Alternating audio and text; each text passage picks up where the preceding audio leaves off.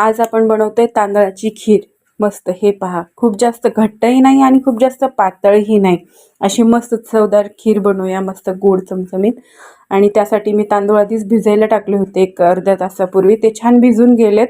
आपण आता dry fruits mixer मधून काढून घेऊया, मस्त खोबरा, बदाम आणि इलायची आणि थोडंसं जायफळ टाकूया त्यामध्ये। हे छान बारीक मिश्रण करून घेतले आता आपण, आणि ते आता तुपामध्ये थोडंसं भाजून घेऊया। हे आपण आता कढईमध्ये तूप टाकून घेतलेलं आहे आपण तूप, आणि आता हे छान असं भाजूया आपण ते थोडंसं। आणि भाजल्याच्या नंतर आपण छान त्याच्यात थोडंसं पाणी टाकूया, कारण पाण्यामध्ये थोडेसे तांदूळ शिजायला द्यायला लागतात, डायरेक्टली आपण दुधात नाही शिजू देणार त्यामुळे।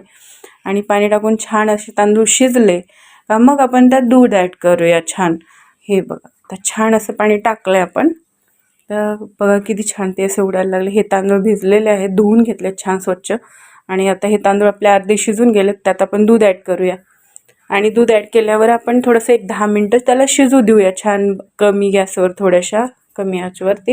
हे आता आपले शिजलेले आहेत तांदूळ छान। आता त्यात आपण साखर ॲड करून घेऊयात। अर्धी वाटी मी साखर घेतलीये, ती अर्धी वाटी साखर आपण त्यात ॲड करू आता। जास्तही गोड नको आणि जास्त कमी पण नको, अशी आपण साखर मोजून घेतलेली आहे। आता छान शिजून रेडी आहे, आता आयुष खाणार आहे। जर व्हिडिओ छान असा आवडला तुम्हाला तर माझ्या चॅनलला सबस्क्राईब करा, माझ्या इन्स्टाला फॉलो करा, आणि कमेंटमध्ये सांगा की तुम्हाला कसा वाटला आणि नेक्स्ट काय बनवू। थँक्यू।